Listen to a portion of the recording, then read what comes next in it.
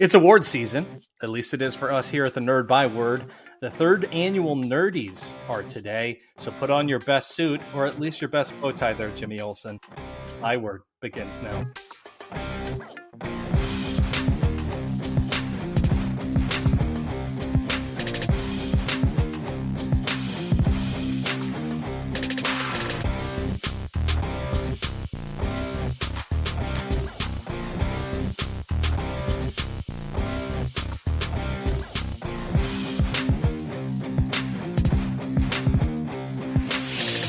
Welcome into episode 156, the third annual Nerdy Awards, where Dave and I share our picks for the best in content over the past calendar year. Before we get to the good stuff and the awards and the best ofs first, we have to cover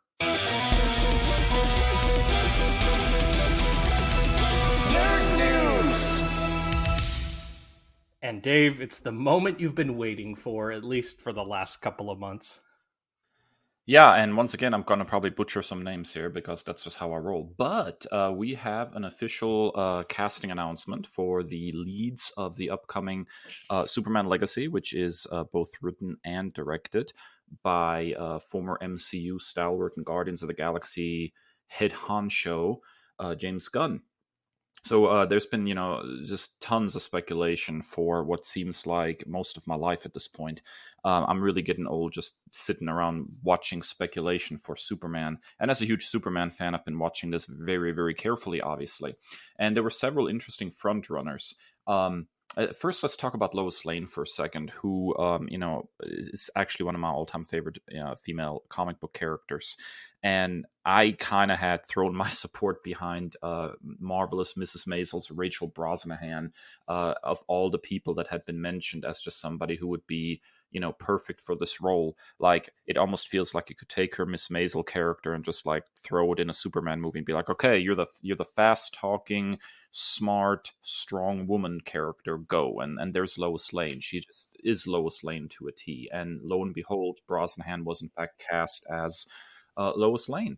And then, of course, we have Superman himself, Clark Kent, an actor I don't know much about called David Cornsweet, which is interesting because a few clips have kind of made their way on social media of him in various roles. And he does seem to have sort of that Clark Kent Superman earnest quality to him. The look is obviously there, to the point that we have our favorite people in the world, the Snyder Bros, criticizing him, saying he just looks exactly like Henry Cavill, which I don't see. As far as I'm concerned, they were both cast because they look like Superman, and that's sort of the point there.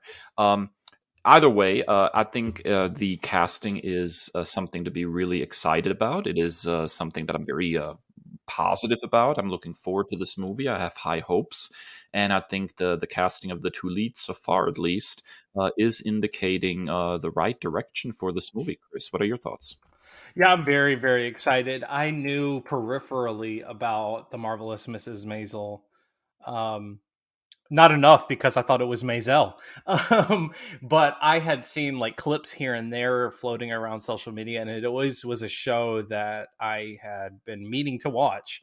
And then when this news came across, I was like, all right, it's time to take the dive. So I watched like the first 4 or 5 episodes within 24 hours, and I was hooked on Brosnahan's performance particularly.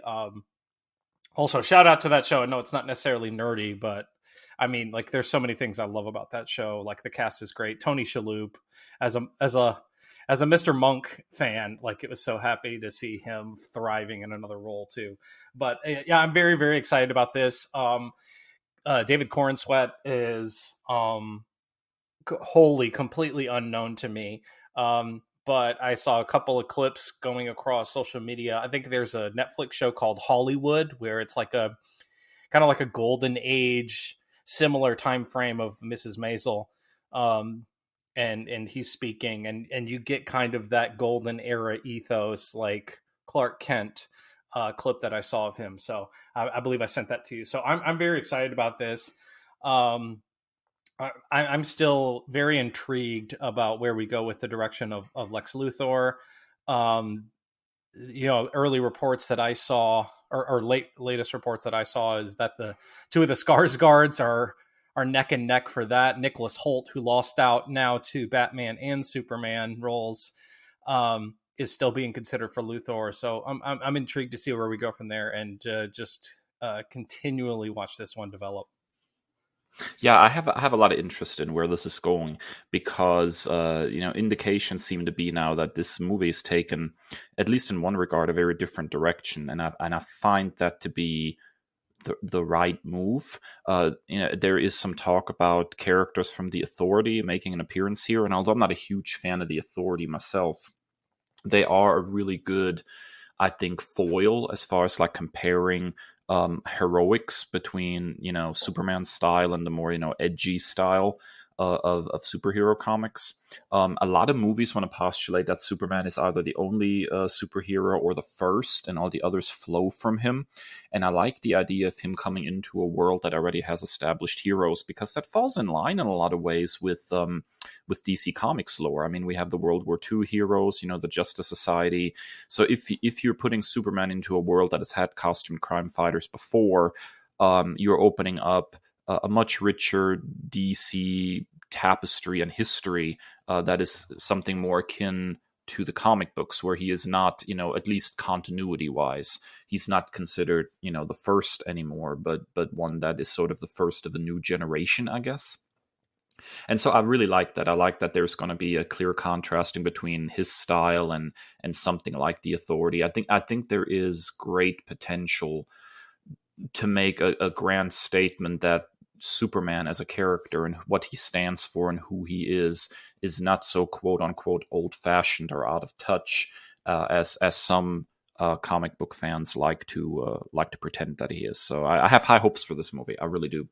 Yeah, one other quick, random rumbling that I saw on social media was people were kind of toying with like legacy, and like this is the introduction of the character to this new universe. Like, why is the legacy moniker attached to that? And it was, I can't remember if it was a confirmed report or a rumor or what have you, but what I heard was that it's really going to be hyper focused on the relationship between Jonathan Kent, and Clark. So I'm very excited to see about that, because that was, not to beat a dead horse or, a father who commits suicide via tornado.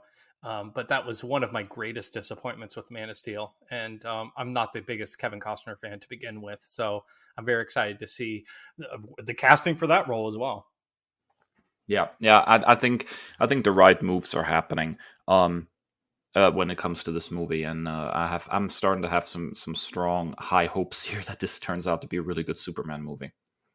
All right, Chris. So, what do you have for your nerdy news this week? Well, this one is a bit disappointing for me. I'm gonna, full disclosure, I have not read any of Dan Slott's new Spider-Man series. But I said this on social media as well, but one of the disappointing things that is kind of developed in Marvel Comics, and there are a number of them if you've listened to any of our recent episodes, that with the rampant success of Across the Spider-Verse, and now two widely regarded, widely acclaimed Spider-Man movies with Miles Morales as the center, the fact that Marvel Comics is not pushing him like with the same gusto that Wolverine was getting 15 to 20 years ago, where Wolverine was showing up on the Avengers and the X-Men and everybody and their mama's book, and Miles as the central hero of the biggest movie of the year should be getting the same treatment. But instead, we're getting a little new character, the Spider-Boy, that, full disclosure, I don't know a whole lot about, other than his costume is mid at best. And from my remedial research, he's a little white boy. And so we are undermining the success of Miles Morales, an Afro-Latino boy, by interjecting this character who people are saying is an amalgam character and what have you. Well, now, as this character has found success, the Spider-Boy character has found success in sales, according to scribe Dan Slott, he is now getting his own solo series coming in November. Spider-Boy #1 arrives in November for Dan Slott, Paco Medina.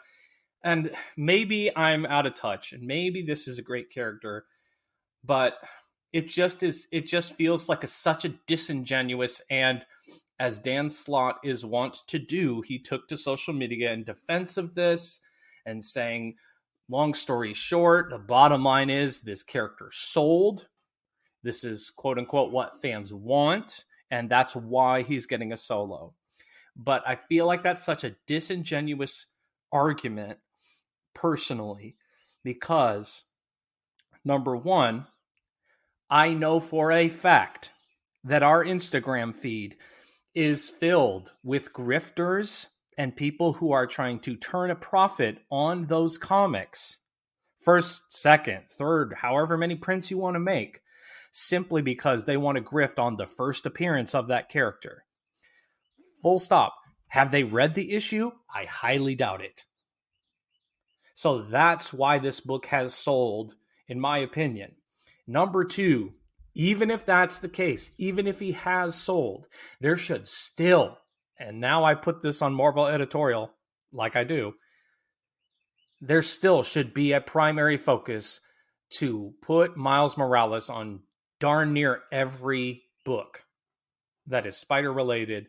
And it's such a disingenuous argument, and it makes me upset. Am I out of touch here, Dave?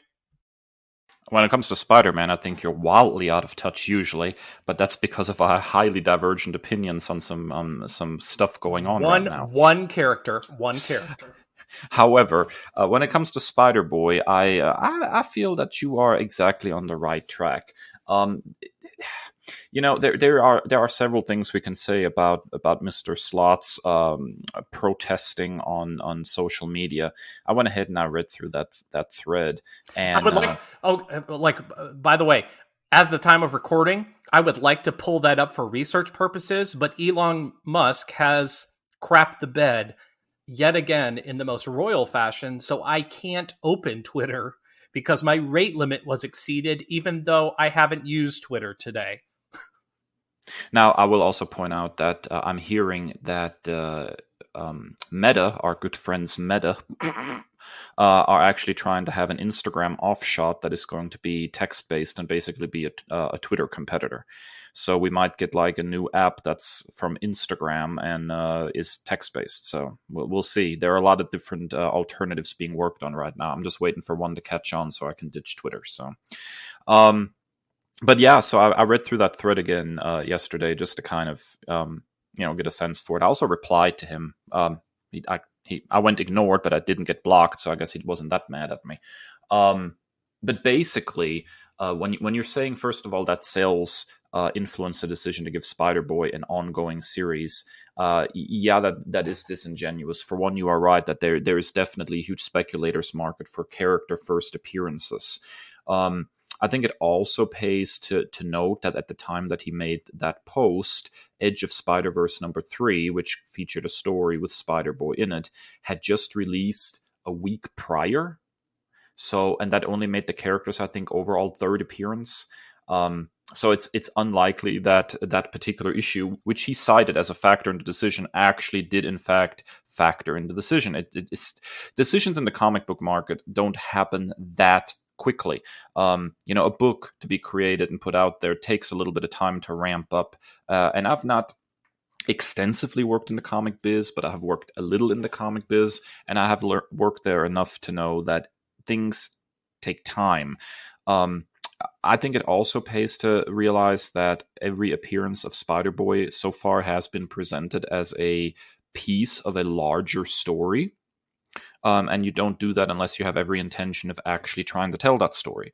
So given the fact that this was not a done-in-one character, and then by popular demand, we're bringing him back, but has been presented as this piecemeal, look, here's an interesting tidbit, and here's an interesting tidbit. Wouldn't it be nice if we told you the whole story? It seems very clear that the intention from the get-go was for Spider-Boy to get some kind of series. And I agree with Miles Morales. It's obviously a huge breakout character for Marvel, and it's so odd that they're not leaning into him more. I will say the same thing about Ms. Marvel. I think Kamala Khan is a huge breakout character as far as like newer characters, and the way they've treated that character has been questionable to say the least. There definitely should be a much stronger push there. But look, I'm just gonna go and I'm gonna say it, man. I don't think there's a need for this character. We have so many spider characters, right? And there are so many interesting spider characters. You want to talk about, Spider-Man related characters? Where's my Spider-Woman Gwen Stacy series? There isn't one currently, Where's my Silk series? I think Silk is getting a mini series right now. Now, here's a character that has a pretty large fan base, is getting a mini series, and this new character is getting, an ongoing. And that seems weird. And I know you're not the biggest Ben Reilly fan, but to me, when you're consciously saying, hey, there are too many spider people and we don't have room for a Ben Reilly character, so we're going to turn him heel, and then you turn around and you create just another hero Spider-Man character a few months later, that's just disingenuous, man. Like, you have all these characters laying around, and I'm just scratching the surface of spider-related characters that could have an ongoing series. Where's my Mayday Parker series? It's been forever since the Future Spider-Girl has had some kind of series. Like, where's that at? Especially considering her toddler baby form, which was just on the big screen and made a huge splash and is very, very popular. There are all sorts of things that Marvel could do to capitalize on the success of this most recent movie. But instead they introduced this new character that for the life of me, I can't find anybody who actually cares about it. Like I know I know they must be out there, right? I mean, everybody has fans, right? But for the life of me, I have not been able to come across anybody who's like, I'm genuinely excited for this ongoing series. And you and I both know, thanks to the speculator market, at the very least, the first issue is going to sell very well. But I'm be curious to see how sales go after that. If it's going to be diminishing returns, and if this thing is even going to hit issue 12, or if it's going to implode due to a lack of interest. I'll be watching. Yeah, I think the only legitimate interest I've seen, like I said, is in the speculative market and people who are trying to immediately flip them and turn a profit. That's literally the only people that I've seen clamoring for these. I also don't think it's entirely fair to say, all these issues sold out. It's by popular demand when Slott was on social media hyping this stuff up the whole time. Like retailers, you really need to order more of this book. Something big is going to happen, Like when you're a writer of a book says that, then retailers will take note of this because they don't want to be left out in the cold, Like he definitely tried to create a hype for this on social media when Spider-Boy made his first appearance. So it's not like this just is like this unexpected huge success that nobody could have anticipated. It's very weird. Yeah, that wraps up Nerd News. There's not a whole lot I have to add to that. What are your all's reactions to the Superman casting of David Gordon Sweat and Rachel Brosnahan? And this whole Spider-Boy situation? Hit us up on social media, if you can, on Twitter and Instagram at Nerd Byword individually, that Nerd Dave and that Nerd Kris. When we come back from our first break, it is the third annual Nerdies.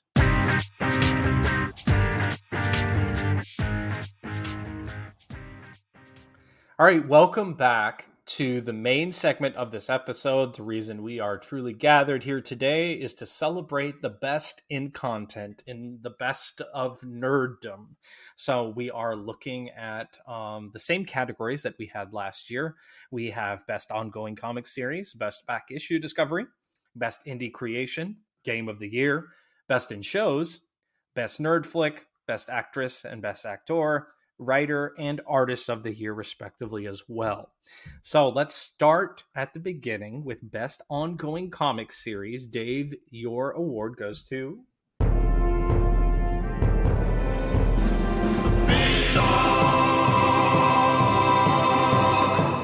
All right, so a caveat here: ongoing, and that it was ongoing At the because it time you just read it, wrapped. yes.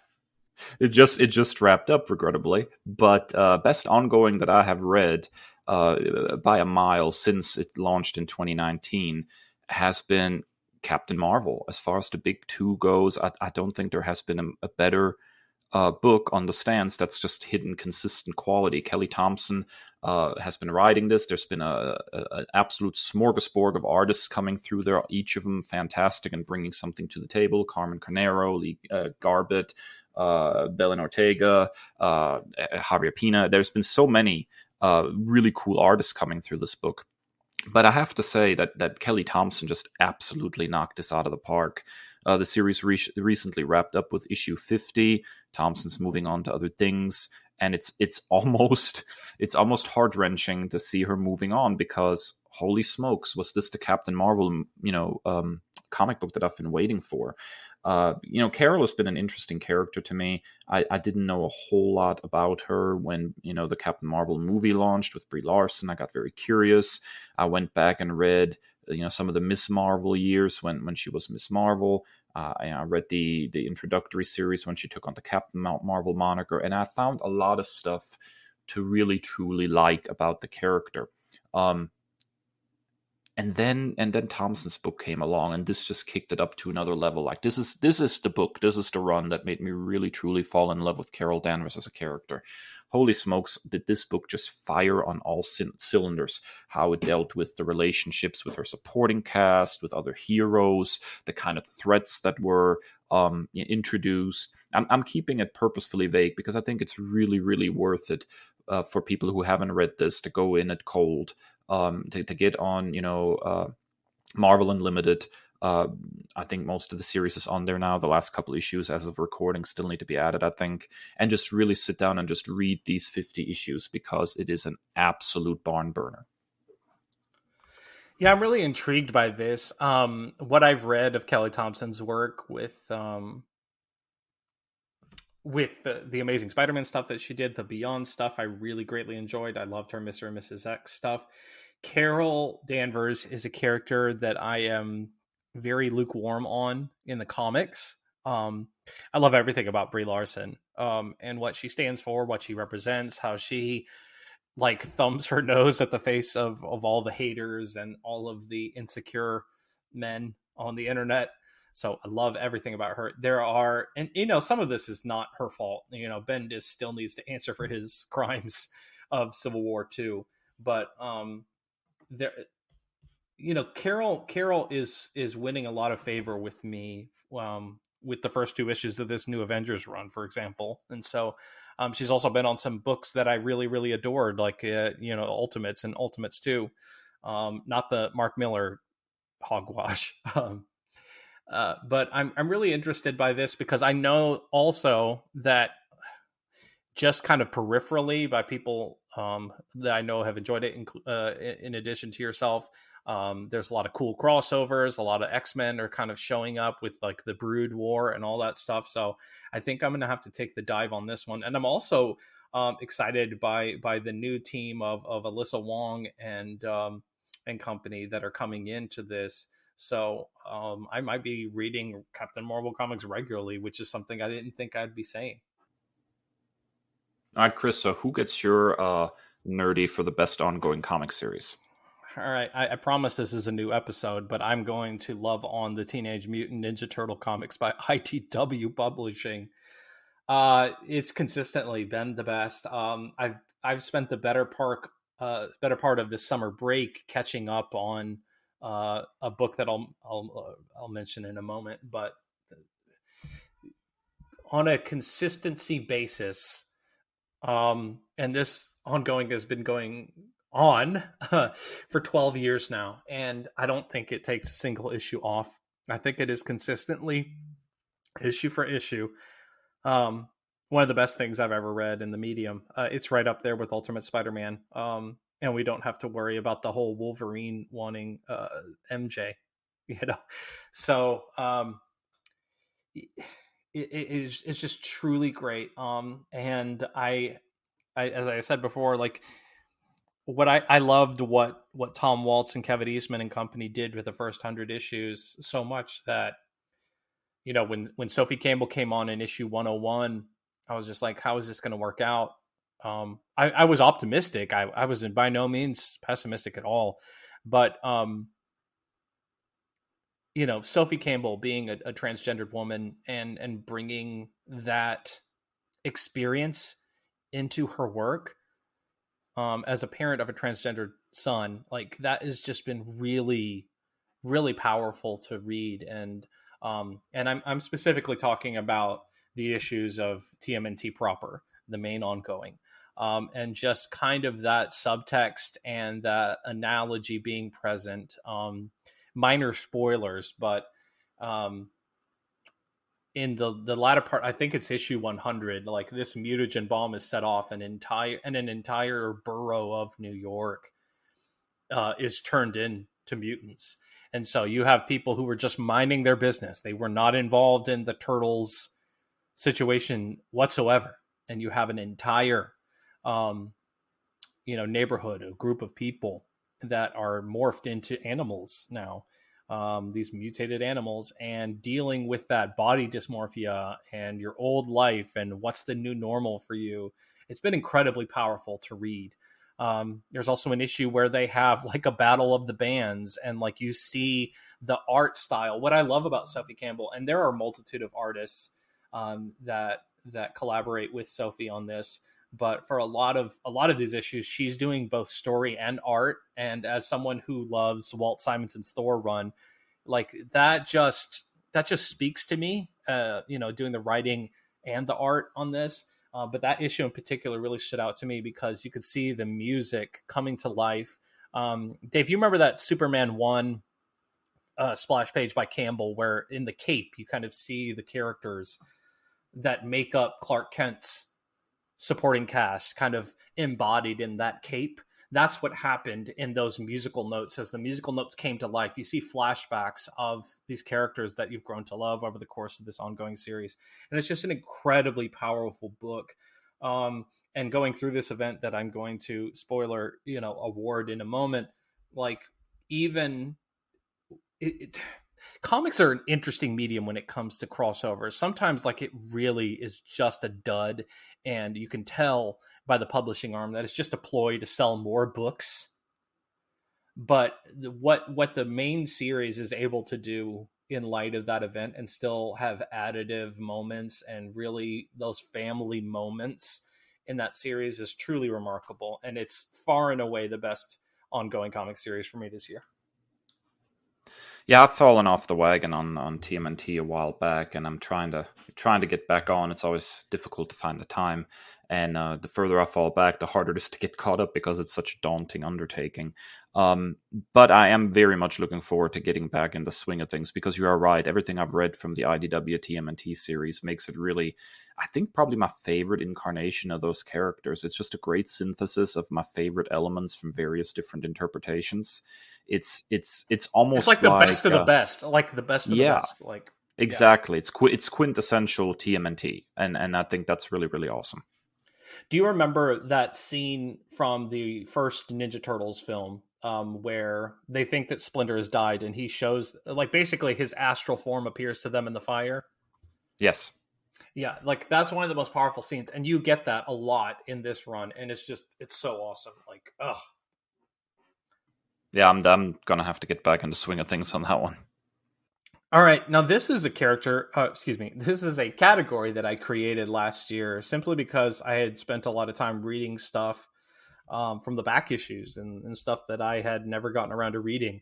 So best back issue discovery is up next, Dave. Yeah, and to be completely honest with you, this is going to sound really like I'm one of the most tone-deaf DC Comics readers ever, because I will have to admit that I had not actually read this up until now. I have kind of, really like dived into an issue here, an issue there, but never actually sat down and made a concerted effort to read the whole thing until now. For me, the quintessential sort of modern Wonder Woman writer has been Greg Rucka. Every time that Rucka touches Wonder Woman, I'm all about that. It's just a really, really great couple of runs that he's had on the character. but I never really went like to the post Crisis on Infinite Earths reboot, which was written by George Perez. And I have started doing that. And I'm through the first maybe 12 issues of the run so far. And holy crap, like, how have I been sitting out on this whole time? It is absolutely my favorite interpretation of Wonder Woman. It's like so many things that I love about the character find their roots in Perez's Wonder Woman reinvention. It's so dense in its storytelling. It is so literate. It's all the references to Greek mythology and the various gods and goddesses that show up. It is, although it is a really old book now. I mean, I think it came out in like '86. It's when the book started. There are so many topics that even to this day hold great societal relevance. Violence against women and struggles with inequality, and there's so many cool things here. The notion of Wonder Woman as an ambassador, not just a superhero, finds its roots here. Perez actually did the art for the first few issues as well. Although he felt he couldn't keep up with a monthly schedule and eventually handed off the reins there. And it's just absolute glorious looking at those first few issues where he is doing the art. It is an absolute stunner. So I'm reading this on DC Universe Infinite, and I just regret top to bottom that I've not actually ever taken the time to sit down and read the whole thing. So my goal right now is to read the whole Perez Wonder Woman run. But I have to take my time with it. It is a comic book that is of a very different era, and so that it's a lot wordier. There's a lot more going on each page. It's a much, much slower read than a lot of modern comic books, but somehow I appreciate that as well. It's a style that has gone out of style, really, but there's something really fun about having to forcibly slow down and really interact with the book rather than just kind of breezing through it. So, man, George Perez's Wonder Woman, I cannot believe I've been sleeping on that so long. Yeah, and I think a lot of that what came to light was with his unfortunate passing, and so like that really kind of brought back into at least like the main comic discourse was like the legacy of George Perez, and so me as a DC newcomer, like I've heard about it, in circles, but it's something that I'm definitely intrigued to visit soon and very soon. Alrighty, Chris. So, what has been your favorite back issue discovery?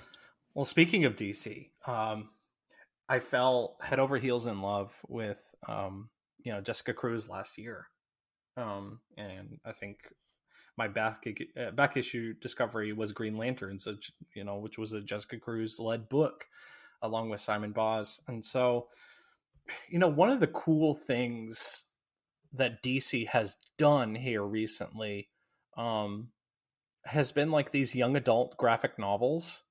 And it caught my eye because they showed up at the school book fair. And so like I'm just browsing. I've got the Prime set up, man. You know me. My classroom is right across from the library, so like I can just walk across when I've got free time and just nerd out and just look at books. And so something that and I've caught a couple of stuff from the book fair, but this one I actually found on the DC Universe Infinite app. That title is still. We gotta water that down a little bit. It's a mouthful, DC. Love y'all. But one that I found, and I was kind of in between reading things, and I was like, you know what? I haven't read a Jess book in a while, and so I just searched for Jessica Cruz, and it was like, get to know this character, da da da da da. And it was a lot of stuff that I already read. And then Unearthed, a Jessica Cruz story came up. It's written by Lilium Rivera and art by Steph C. And it's another one of those young adult graphic novels that I guess it's like an Elseworlds or alt universe story. And Jessica Cruz, and it's a previous recommendation, so I can give you all the notes to go back to it. But why it was really impactful to me is she has no superpowers whatsoever.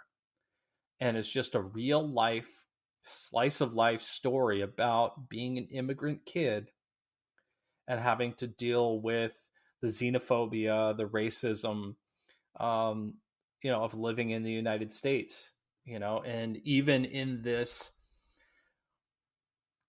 realistic fiction kind of U.S. cities that DC has built, and around the world in the DC universe. And sometimes it works for me, and sometimes it kind of takes me out of it as someone who's a primarily Marvel reader. But it kind of is universal here. So it's incredibly powerful. And you know me, I am. You introduce mythology and deities, and I'm already entranced. And the real calling card for this book is Steph C's splash pages and this kind of dreamscape that she built with the Mesoamerican deities that kind of come to life in the museum exhibits and speak to her and give her advice and all of this stuff. So Unearthed, the Jessica Cruz story, Lilian Rivera and Steph C is my back issue discovery for this year. I remember that you nerd commending this at one point, and I put it on my reading list, and I still have not checked it out. And now you're bringing it up again, and once again I'm reminded I definitely need to check this out. So it's rising back up to the top of my list. All right, next category is best indie creation. Dave, this would have been mine as well if I didn't feel so strongly about my pick. So I'm glad you're putting it there because it is nothing short of a masterpiece. Yeah, Many Deaths of Layla Starr by Ram V and Felipe Andrade is a masterpiece put out by Boom Studios, which has been just knocking it out of the park in the last few years. It is such a gloriously, beautifully executed book, from the writing to the art. It's a great meditation on life and on death, and it's just an absolute masterpiece of a book, and still, is something that my mind returns to frequently. And that is, I think, the hallmark of all the really good ones, is that they don't really want to let you go. You always have to think about them again, or something that happened in the book, or a character, or a moment. And so for that, the Many Deaths of Layla Starr, again, I don't want to get into too much of spoiler territory, because I really want people listening to check this out if they haven't yet. But basically it deals with the upcoming discovery of immortality among humanity, and the avatar of death is sort of cast down now to lead a mortal life, since she's not needed anymore. And she tries to go after the person who's going to invent immortality as a way of trying to re-secure her position. And what follows is just an absolute beautiful meditation on life and death, and it's just perfect. It's an absolute fantastic book, Chris. Yeah, it's such it's so powerful, and I need to read it again. It's a quick read. It's a powerful read. I believe it's only 6 issues, and especially in the wake of falling in love with Kamala Khan, like South Asia as a whole, and everything that the Miss Marvel Disney Plus series kind of brought back to mind, as South Asia has been, a culture and a history that I'm increasingly intrigued by and interested in. And so kind of seeing this in another form outside of the guise of superhero comics was really fascinating to see. Sometimes I have to really remind myself, as I'm superhero first when it comes to my comic book reading, that I kind of have to step outside of that and have these different experiences and have indie creations, because I am so one track mind at times when it comes to what I go to comic books for. And this was like a rude awakening in the best possible way for me.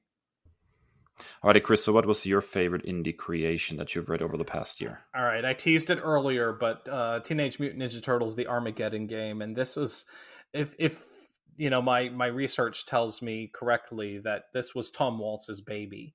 But the creative team of Tom Waltz, and it's an overarching crossover amongst 3 titles. You have with a couple of one shots in there as well, but primarily 3 titles you have to bounce back and forth, and sometimes in comics that can be frustrating to have to do, but it's a seamless approach here, in my opinion.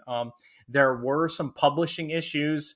As of right now, I'm still recommending this or still awarding this without the final issue. I think it got hit with delays, so the Armageddon Game number 8 still has not been published yet. It's coming out this Wednesday as of the time of recording. But I'm still going ahead because it was the best possible way to read and spend, the first part of my summer break. Oh my God, we're halfway done, Dave. Um, yeah, No. yeah, but yeah, the Armageddon game. It's such an interesting situation, and one of my favorite retcons, and there are so many on the TMNT ongoing, was, I forget how long it was. It was in the 50s or 60s, I think, where they basically retconned the Rat King, and he's no longer this just shadowy, disgusting character. He's actually a deity in this pantheon with his siblings. And if you're a fan of like Greek mythology, where like the Odyssey and the Iliad, where the gods just can't help but interfere with the lives of mortals, that's basically what we get with the Rat King and his siblings. And some of them, work on the side of our heroes, and some of them are directly opposed to our heroes. And so the Rat King, this is his Armageddon game. He is conjuring up an alliance to take out the turtles. And it's just such a macro idea, and it's executed so well, in my opinion. And sometimes, the alliances kind of shift. You have people that you've considered villains and adversaries for the entirety of their character's history, now working on the side of the heroes and the turtles and joining forces and things that you never expected. But it's absolutely done so well. So when you have 3 different series and a bunch of one shots, there's so many creative people. So I apologize for leaving anybody out, but Tom Waltz, Kevin Eastman, Sophie Campbell, Vincenzo Federici, Pharaoh Pei, Rhonda Pattison, Junie Baugh, just so many people just flexing their creative muscles. I think the world of Junie Baugh in particular. His TMNT annual from last year was magnificent. His art style is distinct and unique and gorgeous, and it lends itself so well to this property, these characters, I believe. And so he did an issue of TMNT, the Armageddon game, The Alliance, where you have these unlikely characters joining up with the turtles or forging their own alliances. But every issue is just a banger after a banger. I didn't even know that this thing existed. So this is what I get for being out of the TMNT loop for so long. Yeah, this sounds great, man. I'm definitely going to have to check this one out. Okay, next up, we switch to the world of video games, and Dave's least surprising award goes to the Steam Deck, man. I mean, we can talk specific games. There have been plenty that I've really enjoyed this year. But has anything revolutionized the way I game more than the Steam Deck? Heck to the no. This little machine is absolutely glorious. And I'm still discovering new things that I can do with it.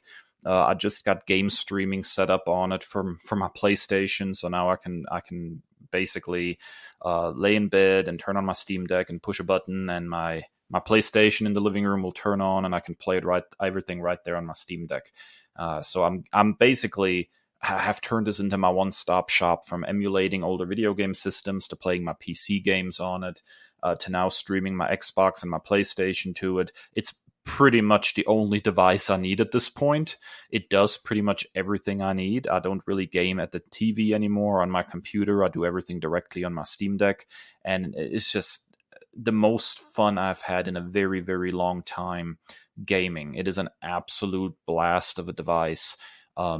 And it's just completely changed the way I game, man. So nothing has been as good as the Steam Deck in the world of video games for me. Okay, but I'm going to be a stinker here and press you. If you had to pick one game that you like the most playing on said Steam Deck, what is it?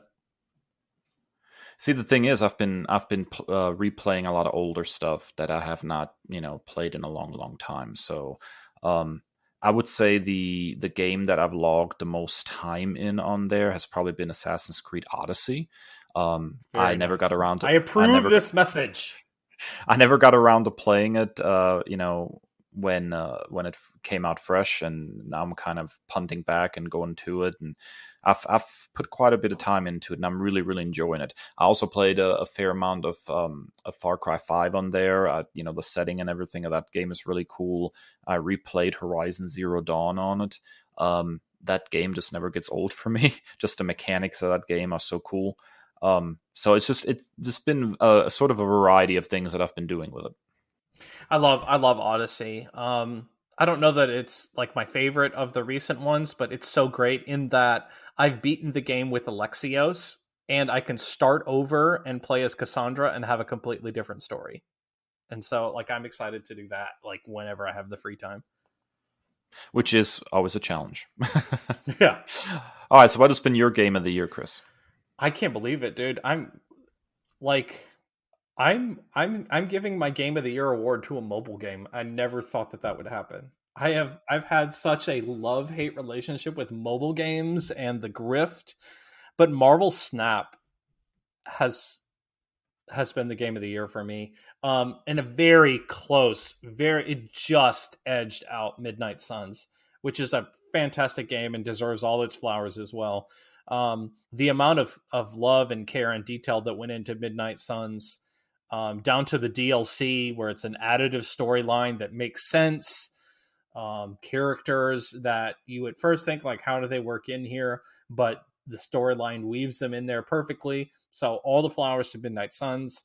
It's truly splitting hairs. But Marvel Snap just brings me every day.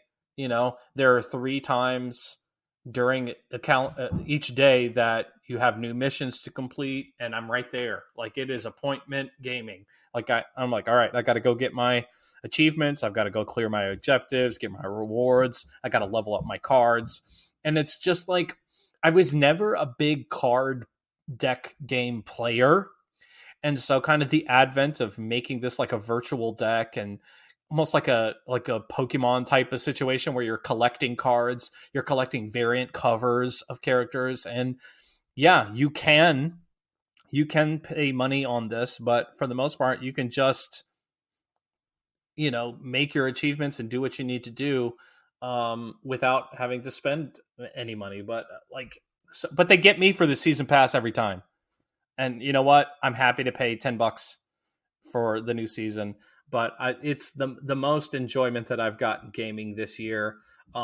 It's created like a special little section of the X of Words Discord and like a group chat among friends where like we're strategizing, we're sharing decks and strategy with each other. We're showing off our favorite variant covers to characters and collecting. And oh my God, I finally got this character. It's just been the most fun I've had gaming this year. Yeah, I still haven't checked this out. As I've said to you many times, mobile gaming has been extremely icky to me. However, I will say that card battlers I'm not unfamiliar with. I never got into Pokemon like a lot of people of my generation did, but I did really enjoy Magic the Gathering back in the day, and played very extensively Magic the Gathering. So I'm familiar with card battlers. And I'm not opposed to trying one again. And if you're telling me this is good, even though I'm really iffy on mobile games, I might just have to give it a shot. All right, we now move towards television or streamers. And Dave, you surprised me with this one because I'm very, very proud of it. And I'm very, very excited that you loved it because it's a nerd commendation of mine coming to fruition. I'm just a little bit perturbed that you have now surpassed me and viewed the entire series, and I'm still stuck in season 2. Yeah, and I think that speaks to the quality of this show because I actually pretty much binged it. Not that difficult to binge considering the episodes are like 20-some minutes long, but holy smokes, is Star Trek Lower Decks a blast. I'm iffy on parodies because I kind of grew up in a generation where we got just a metric crap ton of disposable parodies on the big screen that all sucked. I'm talking about like superhero movie and a teen movie and all these really like just like lowest common denominator sort of the moment things. The humor never holds up for longer than 5 minutes. A lot of the jokes were already done in it when the movie was released. And for me, the really good stuff, the stuff that really parodies something well, it kind of goes to the quintessence, the heart of what that thing is, and doesn't just like throw, current event references at it, And so I've seen so many bad parodies. Now, if you want to, like, what's a really good parody? I don't think there's ever been a better parody of like the police procedural than the Naked Gun movies, right? With Leslie Nielsen. Like, that's how you do parody right. They actually go through making an actual police procedural movie and then just add all the crazy stuff on top of that. And that's kind of what Lower Decks does. It is a Star Trek show. It's not, a stupid parody of a Star Trek show. It's a Star Trek show where a lot of weird crap happens, but at its core, it is a Star Trek show. It takes place in the Star Trek timeline. It has guest appearances from previous Trek people. So it happens to take place on a really small, insignificant ship where all sorts of weird crap happens. But the look of the show, the feel of the show, the kind of stories it tells, the score, it all feels of a cloth with the rest of Star Trek. So it is not a how stupid is Star Trek. It is more of a, I love Star Trek, but I find humor in these things as well. And that is so perfect. It works so well for somebody who loves Trek as much as I do. And so, having a guest appearance by Sulu was absolutely awesome. Or Riker having several guest appearances, and the way he is depicted in this show is absolutely in line with him in Next Generation, and at the same time is absolutely hilarious.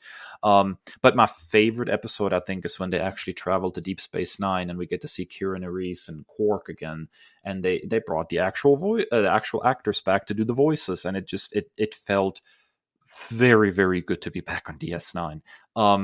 And so right now, believe it or not, the most anticipated episode of Strange New Worlds, which I adore, but just now came back with new episodes, is actually the Lower Decks crossover episode. Like, I cannot wait to see these characters make the jump to live action. I can't wait to see how they interact with like Star Trek Past. It's just a really, really fun show. The humor lands, the animation is good, but it feels like Trek, and I think that's the most important thing. It's respectful parody. It's Star Trek fans laughing together at how weird Star Trek can be, rather than an outsider making fun of, oh, this is Star Trek, it's kind of stupid. And I think that level of respect is what gives this show an incredible edge as far as Star Trek shows go. As your favorite bilingual buddy, do you want me to give you a piece of Spanish information that's going to make you love this show all the more? Please do. What's the name of the ship that they are on? Oh, I forgot. It's the Cerritos. Oh, Cerritos. Yeah, that's right. If you pronounce that in Spanish, it's Cerritos, and it translates to the little zeros. Oh my God, that's great. Which is perfectly in line because they're the lower decks of the least acclaimed ship in like all of Starfleet. So can we just talk about how cool the California class is? The California class is amazing. Their whole purpose is to do paperwork.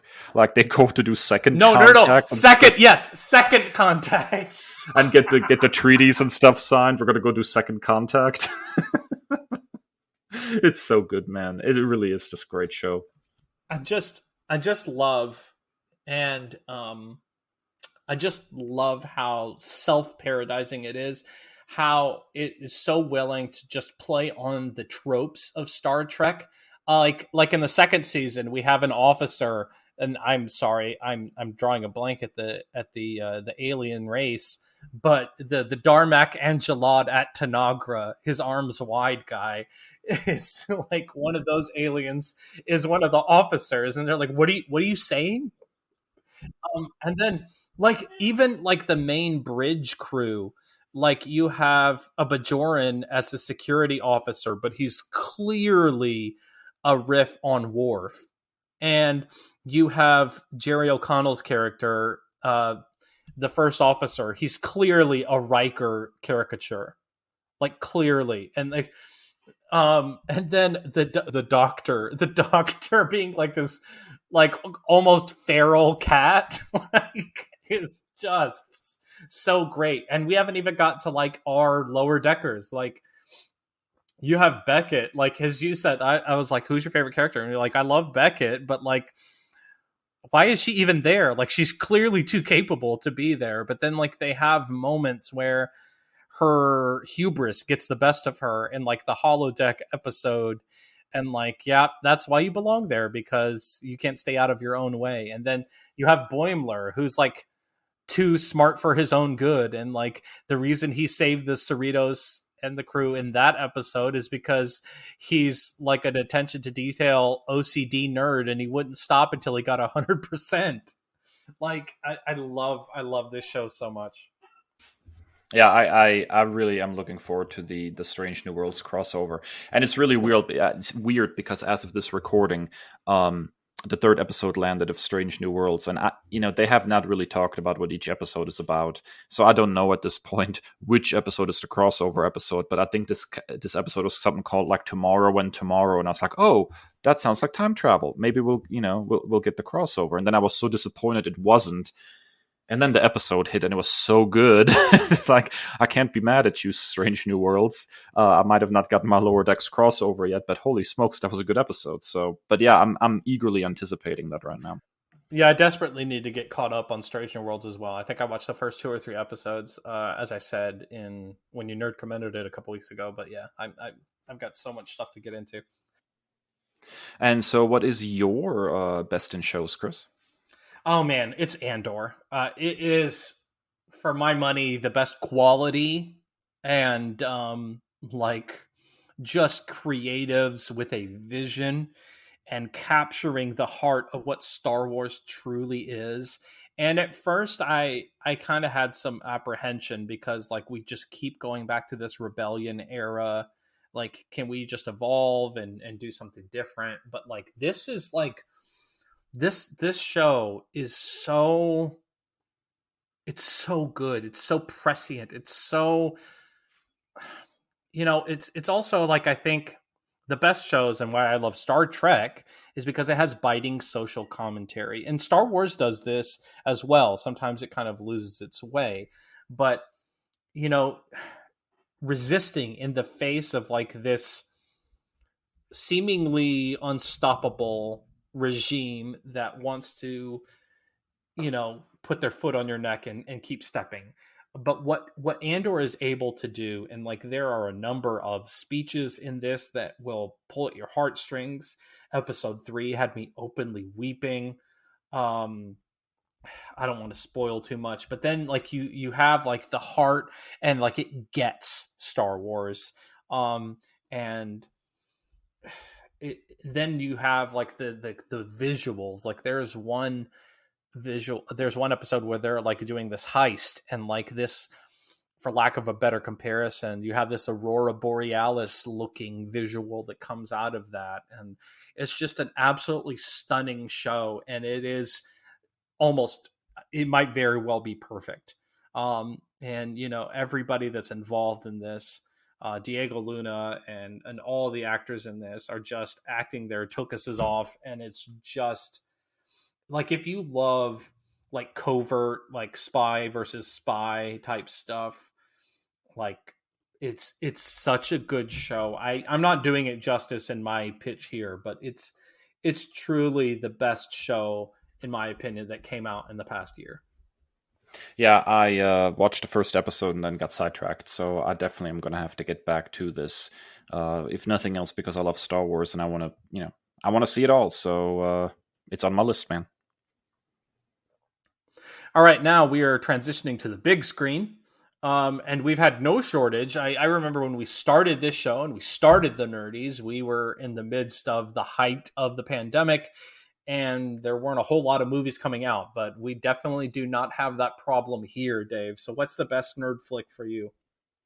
Well, I did not want to step on your toes when it comes to best nerd flick, so I steered clear of any arachnid-related movies. However, I think a close second for me has probably been the Super Mario Brothers movie, and I was surprised by how much I love this. And I think part of it is just that there's a real love for Super Mario Brothers, for the characters, for the history of the character, that just kind of goes through that whole movie. And so, although it is in a lot of ways a fairly standard animated movie, there is such a love, I think, for the franchise in there that I couldn't help but absolutely adored. I'm very interested to see what they would do with a sequel, or if there's going to be any additional partnerships between Nintendo and Illumination going forward, because this was a very successful movie. But man, if you're going to do the Super Mario rap, that you at least have done your homework on the kind of stuff that people of my generation loved about Mario when we were kids. So it clicked. It just really, really clicked for me across the board, and I absolutely adored it. Part of that is also the voice acting. I know much was done. Much was said online about Chris Pratt as Mario, but I thought that turned out actually quite well. He reminded me a little bit sort of the old animated show with his approach to how Mario sounded. I thought that worked. I adored Jack Black as Bowser. I thought that was really cool. I thought the voice acting across the board was actually really good. So this one was definitely a standout for me, and I really enjoyed it. Yeah, like I can throw no shade at this pick because it was probably the most fun I've had watching a movie in the past year, if nothing else. Like it was just so much fun. It was a love letter to video gaming. Dude, it might be like one of the best video game adaptations we've seen in film. And that's, the bar is in hell. But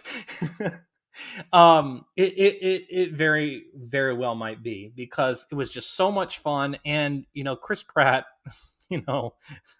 what can you say about the guy? You can say a lot. No, he's increasingly fascinating person. Like he's like almost like an internet meme hall of fame at this point. Like everybody likes taking their shots at him. But for, if, in all honesty, he was great in this movie. He was even better in Guardians 3, which, could easily have been the best nerd flick too. And then he goes and puts his foot in his mouth by saying the most idiotic things, in real life. But I really love this movie. And I mean, like it went from like one Nintendo game to the other, just like paying homage to that. You have like the Super Smash Brothers element when we meet Donkey Kong for the first time. You have, the Rainbow Road Mario Kart. You have, Mario's training montage. Is kind of like one of the earlier, versions of the Mario games, either the Super Mario Bros. Or Super Mario World. Like it's just a whole lot of fun, and it was one of my most enjoyable experiences of the past year. All right, so what's your best nerd flick then? It's Across the Spider-Verse. It is. I had high expectations going in, and I think it may have even surpassed them. I know we had our nitpicks when it came to the storyline, when you had to find something, but I think the simple fact of how creative and how ambitious the animation is, nothing else. There could be no sound whatsoever in the movie, and the animation alone and what they're willing to try in that medium, I think stands alone. Particularly with the character of Hobie Brown. And I go up for that Renaissance vulture like that. When I saw that on the screen, my mouth hung open. Like it was stunning to see. And then you have like the little intricacies that you notice and pick up on a second or third viewing of Gwen's world, and like the walls bleeding or crying. And then you hear the interviews, and you say that, hear from Haley Steinfeld that the idea is that her world is like a mood ring, and the colors and everything changes based on her mood and her sentiments. And that's just fascinating attention to detail. And then you have the voice acting, which is top notch. I mean, it's out of this world. Haley Steinfeld is incredible. I think the world of Jake Johnson. I think I really need to watch New Girl, because as much as I love Jake Johnson in this role, my kids keep telling me about New Girl, tell me I need to watch it.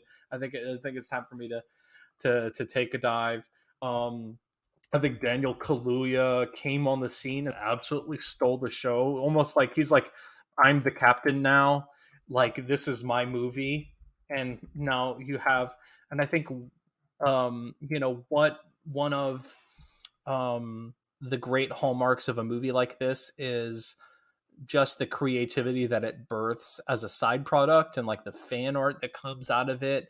And then what else can you say about Shamik Moore? Like he really does an incredible job with Miles. I think the cultural authenticity.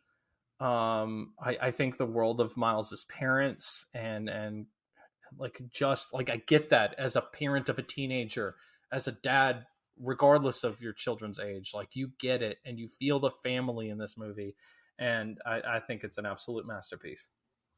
Yeah, we just did a big review of this movie, so I don't want to like spout off too much. But needless to say, this would have been my first pick, but I defer to you as the resident Miles Morales expert. It's just a fantastic movie, top to finish. I'm by no means an expert, but thank you. That's very kind of you to say. We now transition to Best Actress. Dave, this is a show that my kids are obsessed with. I haven't watched yet, but you're picking her as Best Actress. Yeah, I actually They won't stop dancing. They keep doing the dance. I don't care about the dance, although the dance was within the context of the show. The dance was awesome and had some very, very cool references in there if you know what you're looking for. But actually, I actually had just a double feature. I didn't get to finish all of Wednesday until as of recording yesterday. And then I turned around and watched Scream 6, which also ironically featured Jenna Ortega. So maybe I just OD'd on Jenna Ortega. I don't know. However, her performance on Wednesday is mesmerizing. Now, you can say what you want to about the setup of the show. You can say what you want to about the writing on the show. I enjoyed it for what it was, but it is undeniable that Ortega in the role of Wednesday is an absolute mind-blowing experience, mesmerizing to watch. And I think the reason that this show became this phenomenon, I think Netflix recently like recalculated their metrics or something and have said that this is the most watched show they've ever put out. It's 100% because of her. Like, it is absolutely incredible to just watch her on screen. Absolutely magnetic in this role. Knocks it out of the park. I think there were some interviews where she even talked about how she, refused to say some lines that the writers had written because she felt it was out of character. She took real ownership of this character. And you can tell in her performance. It is absolutely mind-blowing just to watch her in this role. It's just a tour de force performance. And so after revisiting Wednesday and kind of wrapping up the show finally after not being able to watch the last couple episodes for months, it's very, very clear to me that this is just a fantastic actress and a fantastic performance. She was very good in Scream 6 as well. And so I think this is just an actress that's just has superstar written all over her. She's still going to go very far in her career, I believe. So my exposure to Jenna Ortega has almost exclusively been through TikTok and like just clips here and there, but for no other reason. Like I saw, I think it was the MTV Movie Awards where she was co-presenting with Aubrey Plaza, and I need a sister comedy heist movie. Like, what was that movie with Jennifer Love Hewitt, where she and her mom were like con women? Like, I need something like that with the two of them, like right now. It's just really, if you've not watched Wednesday, it is a nice sort of blending of something like it's got some Harry Potter vibes with the whole boarding school thing. It's got, obviously the Addams family in there, but then it's also got like this almost like Murder She Wrote thing going on. It's a great amalgamation of different ideas, and it just all hinges on her performance. If her performance wasn't as great as it was, this whole show would have fallen apart.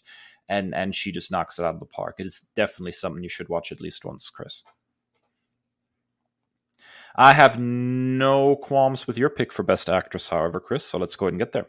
Well, I'm not a coward like the Academy is, so I'm giving my Best Actress award to Ms. Angela Bassett as Queen Ramonda in Black Panther: Wakanda Forever.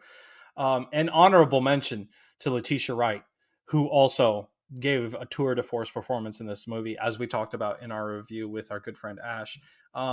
The unenviable task, almost the impossible task, of having to carry this franchise, this property, in the wake of Chadwick Boseman's unfortunate passing. But like, my God, the monologue that we saw in the first trailer alone, like, if you didn't have an emotional reaction to that, then you probably need to seek counseling.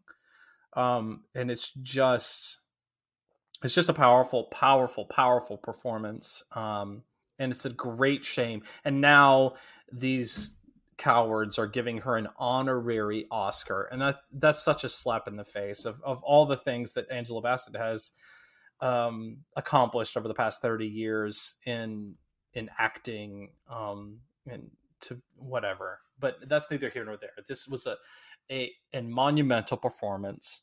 I think my favorite scene is probably the one at the United Nations where she calls them on the carpet. It's magnetic, it's magnificent, and she deserves all the flowers and all the acclaim, because it was the strongest acting performance by anyone, in my opinion, in the past year. Can't argue with that. It was a great performance, man.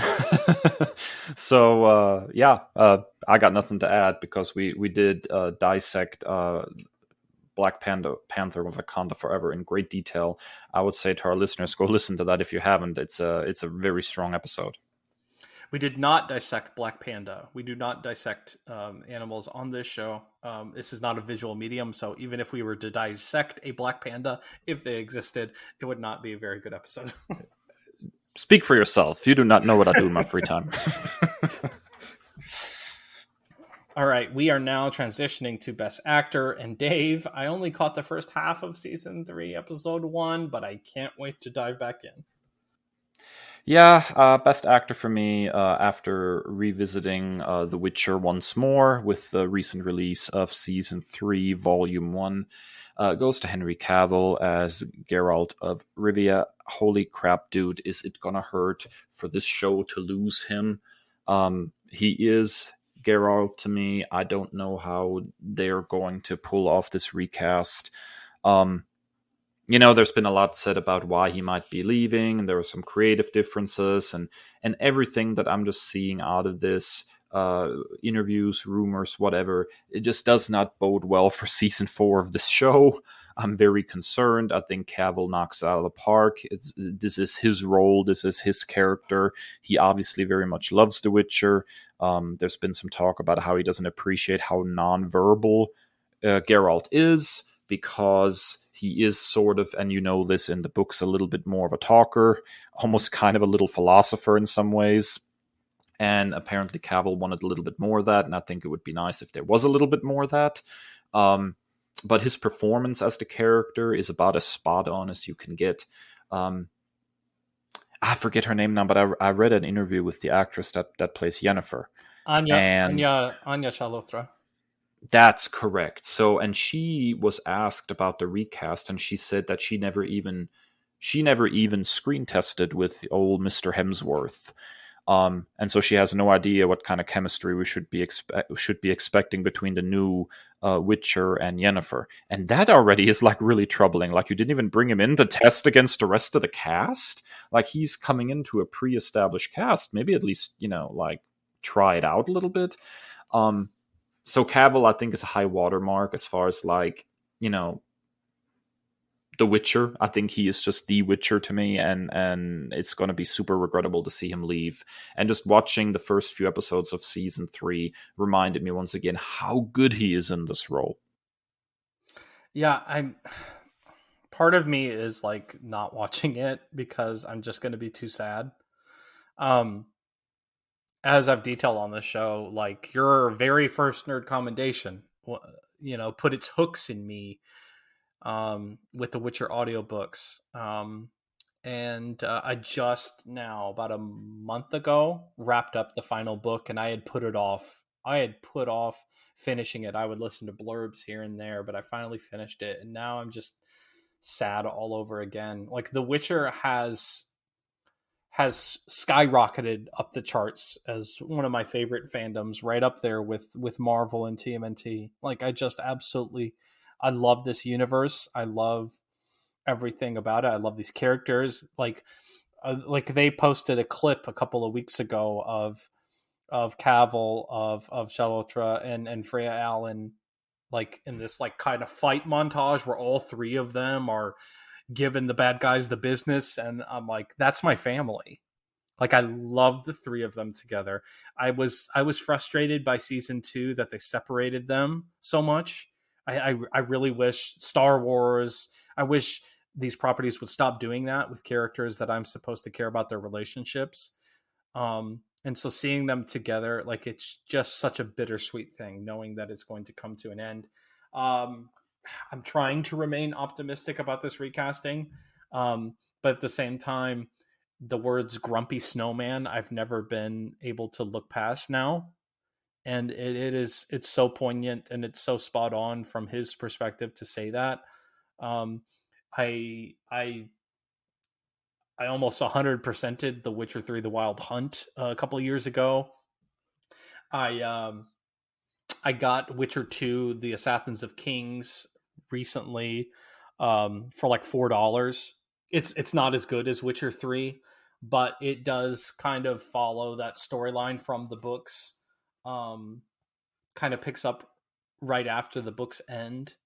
I haven't played the first Witcher video game, but like I just love this world so much, and part of me is putting it off because I don't want it to be done. That brings us to your best actor, Chris. Who you got? I'm going for it, dude. Uh, I told you earlier that the Super Mario Bros. Movie was the most fun I've had in the movies this past year, and the primary reason for that is Jack Black as Bowser. And I also just love Jack Black as a personality, as a person, what he stands for. Like, you know, I'm sure you've seen the clip of him going on the Tonight Show and playing a toy saxophone with the Roots. Like, come on, how can you not love this guy? And the way that he embraced this role, he showed up to premiere. He showed up to the world premiere on the red carpet dressed as Bowser. Like, just shut up and take my money. Like, just stop it. And then my entire household has been singing Peaches for the last 6 months. Like, it's so good. I love everything about Jack Black and how he completely embodied this role. Yeah, I already said a lot about like the Mario Bros. Movie. Black was absolutely a highlight. He was a great Bowser, and so I can wholeheartedly endorse your selection here.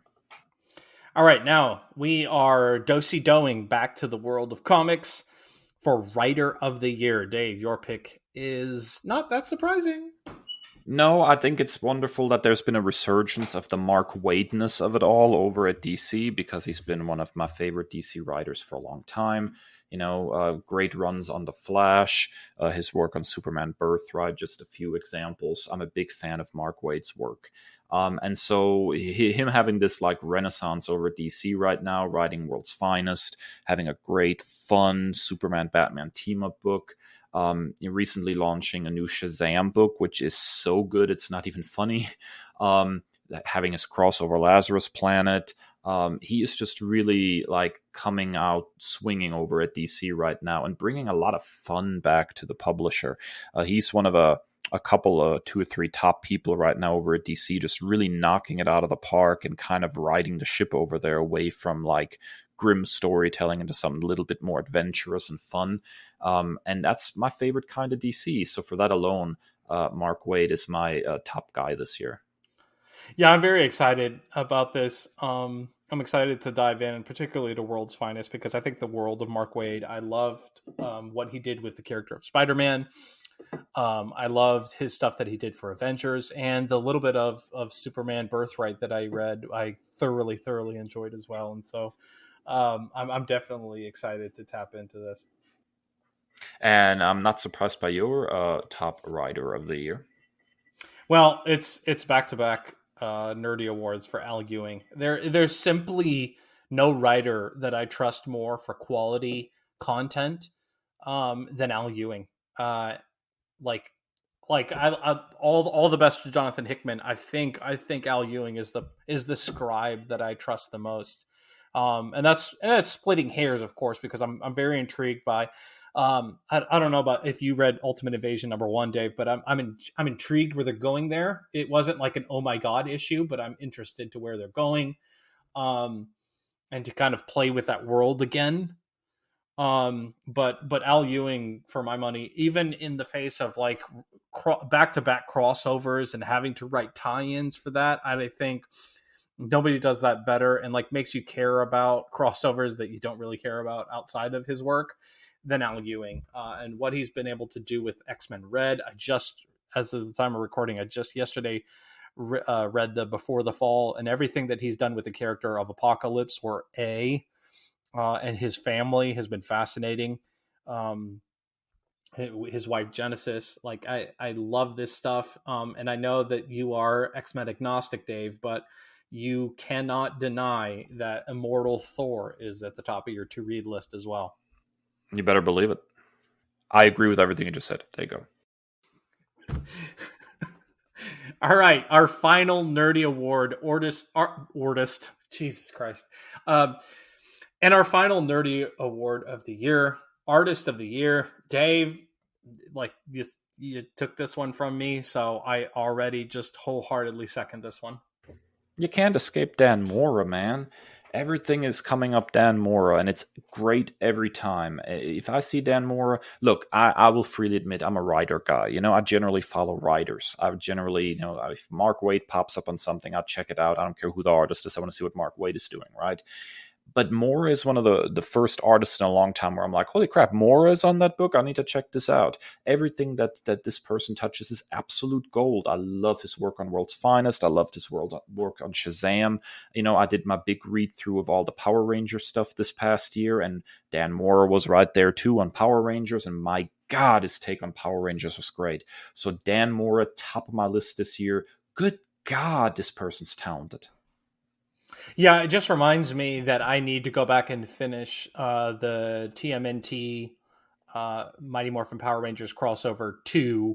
Like, I think I have 1 more or 2 more issues of that. And I'm saying it right now. Dan Mora draws my favorite Ninja Turtles. Like, I love his character design of the Turtles, and it's like I have so many phone wallpapers, desktop wallpapers with Dan Mora's art. Like, absolutely love that guy. And your top artist was an interesting pick. Lucas Wernick, like, draws beautiful people. Beautiful people. But Lucas has been everywhere in X Comics, most notably perhaps in Immortal X-Men, which is all about the Quiet Council and the Real Housewives of Krakoa, if not in name, of like the drama, the reality show nature of like the interpolitics of this Quiet Council. And while you're, picking your jaw up off the floor of the next, like, oh my God moment of the actions of these characters, you're opening it right back up because everybody looks so freaking beautiful under the pen of Lucas Wernick, or the art supplies, whatever have you, of Lucas Wernick. Everybody just looks so good. And that just, for me, like, I'm an old school romanticist. I grew up on the books of Dumas, D'Artagnan, and like all those like romanticist things, and that translated immediately when I started reading Spider-Man comics and got to John Romita, and everybody looked gorgeous. Like, even in like that 60s, 70s ethos, like everybody looks so good. And I think Lucas Wernick is the latest incarnation of that, like, romance novel artist in the medium of comic books. Everybody looks absolutely stunning, gorgeous. Hair, makeup, outfits is just on point, and the most beautiful art to look at for my money. Although, as you said, I'm X-Men agnostic, I probably will have to, at the very least, dip into this book just to check out the art. So I'll put that on my list. All right, that wraps up the 3rd Annual Nerdies. Thank you so much for listening along. What awards would you give out for the past year? Be sure to hit us up on social media at Nerd Byword on Twitter and Instagram when we come back from our final break. A couple more nerd commendations, 2 for the road, if you will.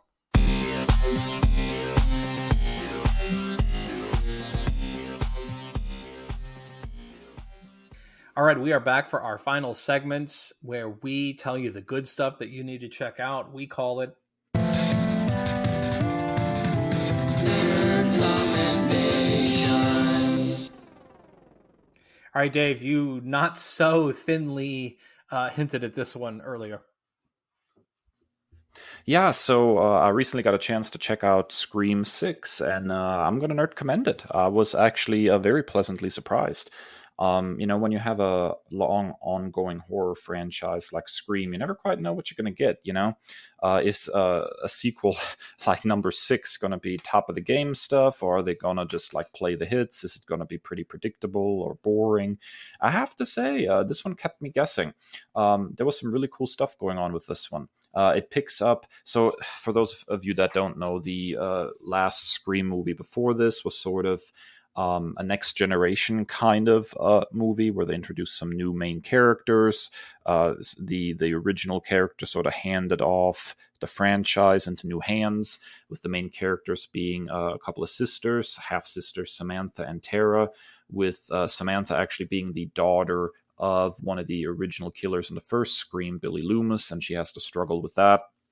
And so this movie kind of picks up with the sisters moving on to New York, where the youngest sister, Tara, who is played by Jenna Ortega, is going to college. Samantha, the older sister, is trying to kind of watch out for her. They're still sort of traumatized by what happened in the previous movie. And lo and behold, somebody starts putting on the old ghost face mask and comes after them. The movie is a really, really good example of a slasher flick. I think it actually does some very interesting stuff. It plays around with the tropes, which is what Scream always should be doing anyways. It has a really cool reveal at the end that you don't quite see coming. It brings back a character from a previous movie that was always sort of left hanging, whether the character had lived or died. And so they played around with that a little bit. And I was very pleasantly surprised. Moving to New York was weird. The last time they moved a slasher flick to New York, Jason took Manhattan and it sucked. This one actually worked really, really well, getting out of Woodsboro a little bit. I really liked this one, man. The performances were pretty good. The tension was there. I wouldn't say it was necessarily scary, as most slasher movies are not so much scary as just like tension building at this point. It was a really tense movie. It worked very, very well, and I was pleasantly surprised that they're still able to make a really good Scream movie.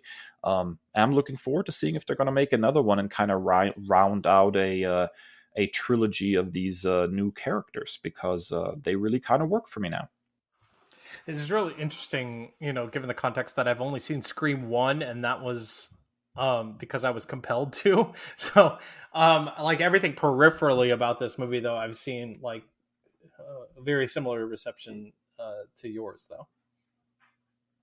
Yeah, it worked shockingly well. I'm been pleased overall with what they did with this one. I don't want to give anything away, but I guessed the killer like 5 minutes before the movie revealed it, and usually they don't string me along that long. Usually I kind of figure it out as I go, and so I kind of noticed some suspicious behavior on some characters, but I wasn't sure if it was just crappy writing or if it had a reason. And then when it had a reason, I was like, oh, so this is actually good writing. They kind of gave us a hint that there's something up with these people. So it was nice to see something that I suspected might be bad writing turn out to be just actually hints of who the killers were. So I was pleased with how that turned out. All right, Kris, what is your nerd commendation for this beautiful week? I'm giving you a double dip with another mobile game. As I detailed a couple weeks ago, that I got Apple Arcade included with my phone carrier service, so I've kind of been able to kind of scroll through that catalog and see what I like. And one of the first ones that jumped out to me and got my attention was the Oregon Trail, because who doesn't have fond memories of dying of dysentery or cholera along the Oregon Trail back in the 90s.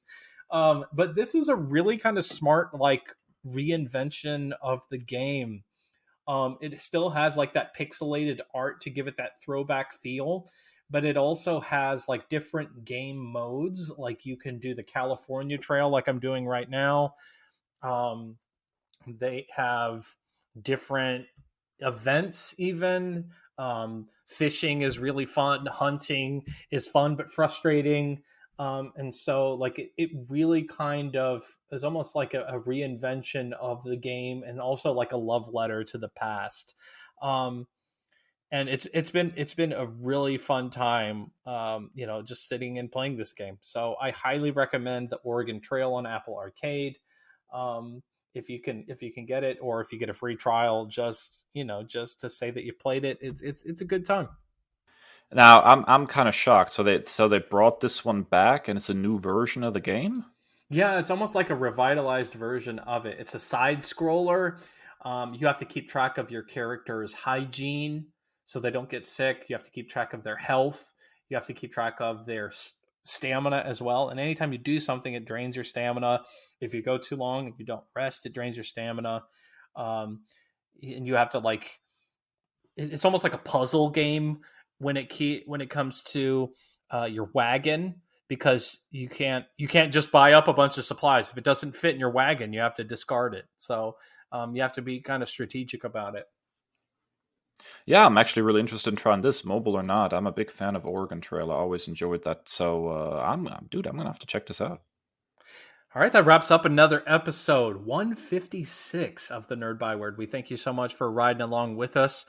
And if you like what you hear, be sure to subscribe on your podcast platform of choice, whether that's Apple, Spotify, YouTube, or nerdbyword.com. And find us on social media. We'd like to hear your opinion on everything we talked about in this episode. So we are on Twitter and Instagram at NerdByWord, and individually at @NerdDave and at @NerdChris. And if things continue the way they have been going, then we might not be on Twitter that much longer, huh, Chris?